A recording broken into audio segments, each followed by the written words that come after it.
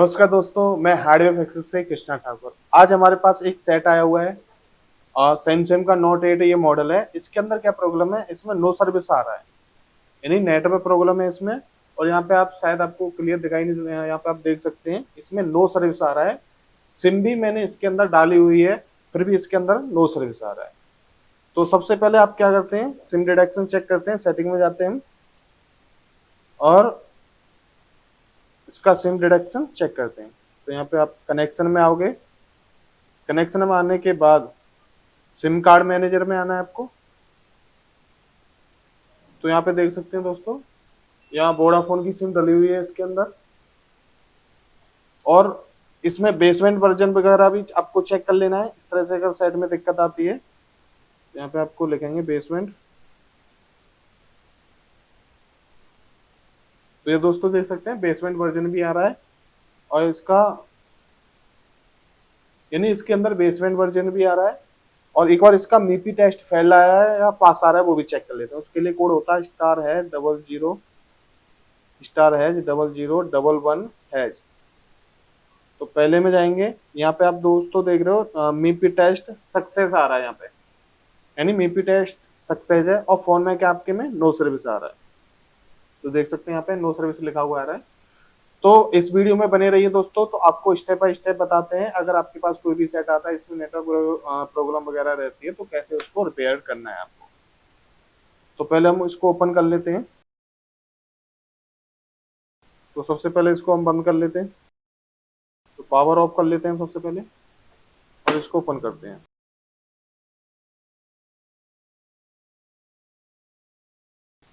तो दोस्तों पहले हम बोर्ड को बाहर निकाल के चेक कर लेते हैं।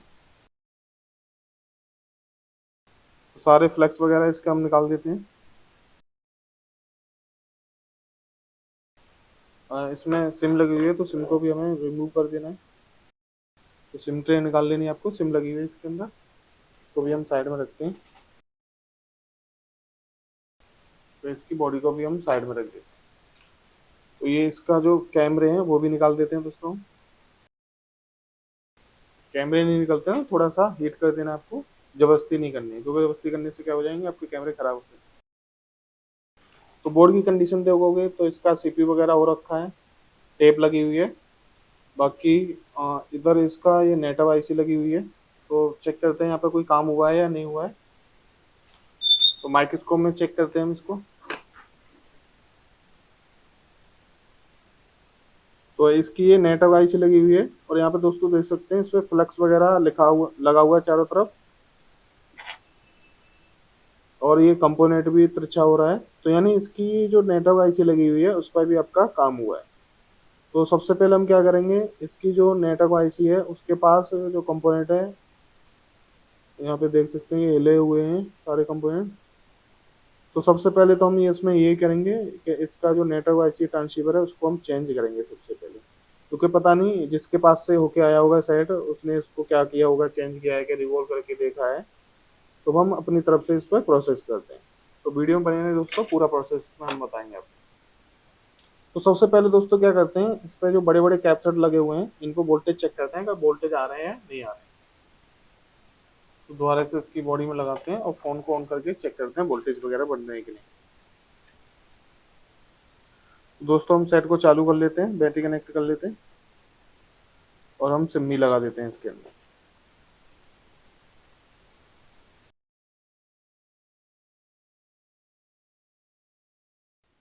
तो फोन चालू हो गया है, उसके हम टेस्टिंग करते हैं इसमें वोल्टेज की।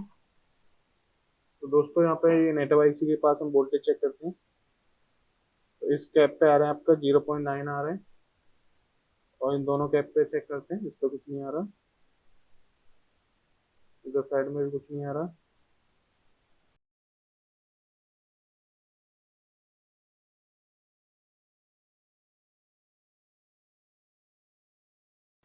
तो इन दोनों कैप पे तो कुछ नहीं आ रहा दोस्तों।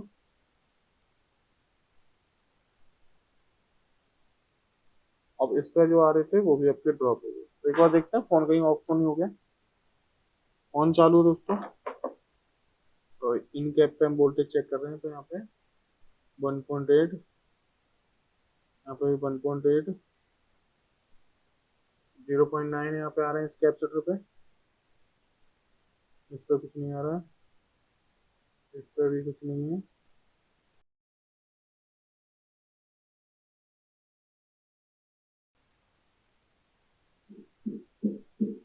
यहाँ 1.8 आ रहे हैं। और इन कैप पे चेक कर लेते हैं। 600।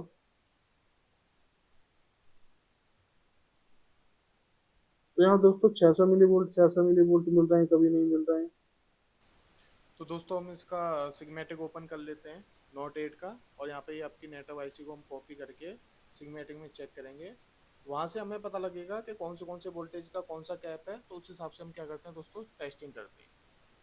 तो वोल्टेज साइड देख लेते हैं। तो ये आपको ऊपर जो दिखाई दे रहे हैं ये सारे वोल्टेज हैं।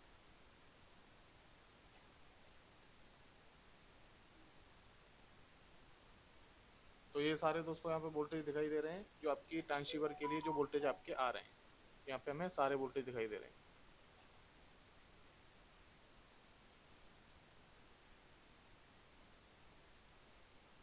तो ये 1.8 वोल्टेज। तो यहाँ पे तो इस कैप को हम कॉपी करते हैं, और कॉपी करने के बाद लेआउट में हम पेस्ट करते हैं, और पेस्ट करने के बाद इसको चेक करते हैं।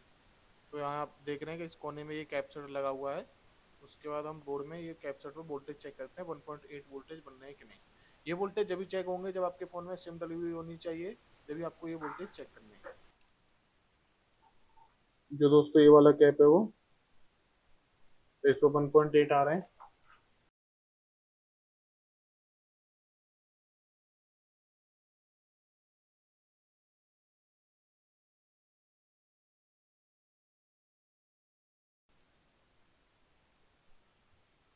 0.9 आ रहे हैं इस पर।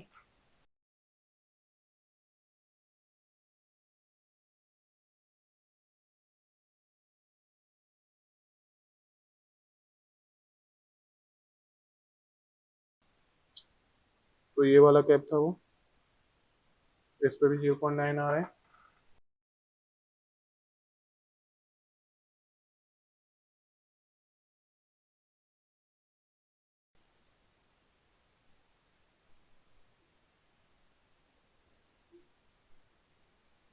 तो इस पर कोई भी वोल्टेज नहीं आ रहा आपका, यहाँ कोई वोल्टेज नहीं आ रहा है आपका।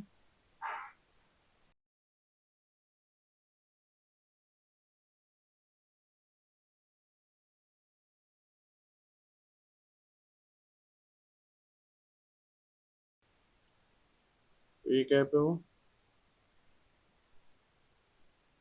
और इन दोनों पे ही वोल्टेज नहीं मिल रहा है कोई भी। तो दोस्तों इस पर कोई भी वोल्टेज नहीं मिल रहा है, तो अगला वोल्टेज हम ये चेक करते हैं इस पर वोल्टेज मिल रहा है कि नहीं। तो इसका कैप्चर हम कॉपी करते हैं, और लेआउट में पेस्ट करने के बाद चेक करते हैं। तो नीचे की साइड में ये कैप्चर लगा हुआ था, इसमें वोल्टेज चेक।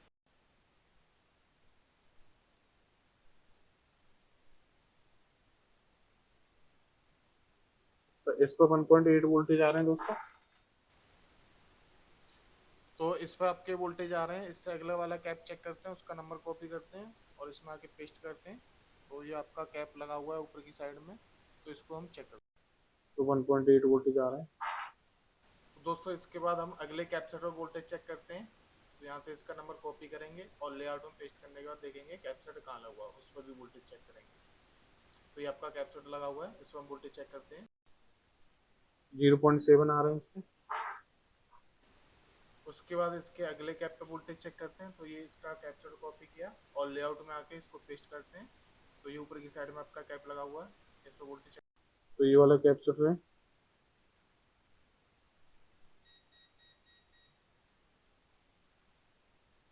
तो यहाँ पे 1.8 वोल्टेज आ रहे हैं दोस्तों इस पे भी। तो अगला कैप और चेक करते हैं। तो इसका नंबर कॉपी करते हैं दोस्तों, और लेआउट में जाके देखते हैं कहाँ लगा हुआ है लोकेशन। तो ये आपका लगा हुआ कैप्चर, तो इसको आपको चेक कर लेना है। तो ये कैप है आपका, इधर कुछ नहीं है।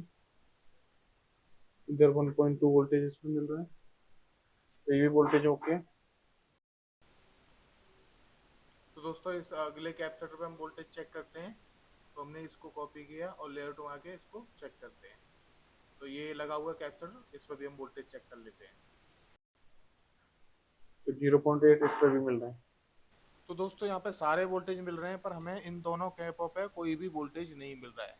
तो प्रॉब्लम यहीं कहीं हो सकती है आपकी, तो इसी को फाइंड आउट करेंगे कि कहाँ से प्रॉब्लम आ रही है ये। तो लेआउट हम चेक कर रहे हैं, तो ये दोनों जो बड़े कैपसेट लगे हुए हैं वही दोनों कैपसेटर हैं। उन्हीं पे आपको चेक करना है कि कहाँ से प्रॉब्लम आ रही है, जो कि वोल्टेज नहीं बन पा रहे हैं, जबकि इसके अंदर आपके वोल्टेज बनने चाहिए।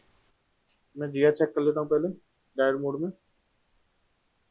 तो 0 0, इधर भी 0 0, 0 0, इधर भी 0 0। तो दोस्तों देख सकते हैं इन पे कैप, दोनों कैपों पे क्या आ रही है आपकी, शॉर्टिंग आ रही है। तो इसका नीचे वाला चेक करते हैं, इस पे भी 0 0, इस पे भी 0 0। अगर यहाँ पे हम देखेंगे तो ये इस कैपेसिटर के साथ ये ज्वाइंट हो रहा है, ये वाला कैप। तो पहले इसको अलग कर देते हैं, हो सकता है इसी से प्रॉब्लम हो।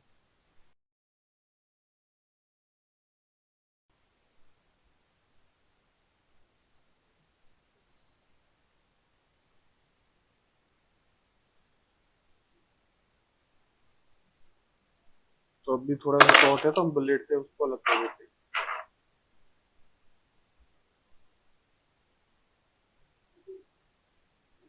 कोई बात नहीं, ये कैपेसिटर को हट गया है तो उसको हटा देते हैं, क्योंकि जगह भी नहीं थी यहाँ पे। तो जीआर आ गई दोस्तों।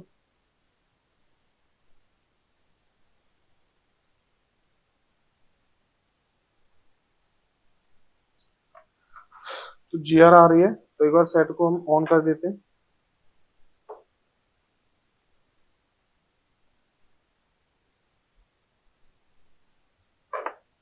तो सेट हमारा ऑन हो गया। अब दोबारा से हम वोल्टेज चेक करते हैं। तो वोल्टेज आ गए यहाँ पे, 1 वोल्टेज आ गया। अब देखते हैं फोन में क्या आ रहा है। तो दोस्तों इमरजेंसी आ रहा है इसके अंदर। तो अभी क्या है, इसके अंदर सिम नहीं डली हुई है, क्योंकि सिम हमने अभी थी किसी की, वो निकाल के देती है। तो अभी हम सिम डाल के इसके अंदर चेक करेंगे। अब ऐसे इमरजेंसी आ गया, क्योंकि पहले था आ रहा था नो सर्विस आ रहा था पहले। तो एक बार चेक कर लेते हैं सिम डाल के इसके अंदर। तो ये सिम डाल देते हैं हम।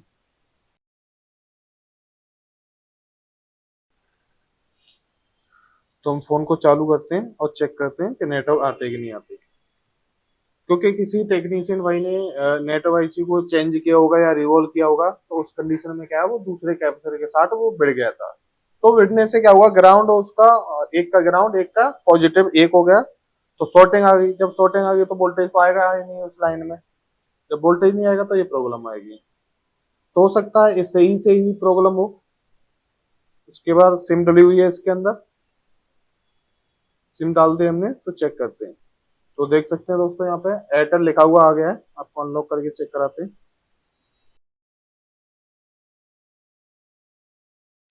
यहाँ देख सकते हैं दोस्तों, एयरटेल लिखा हुआ आ रहा है।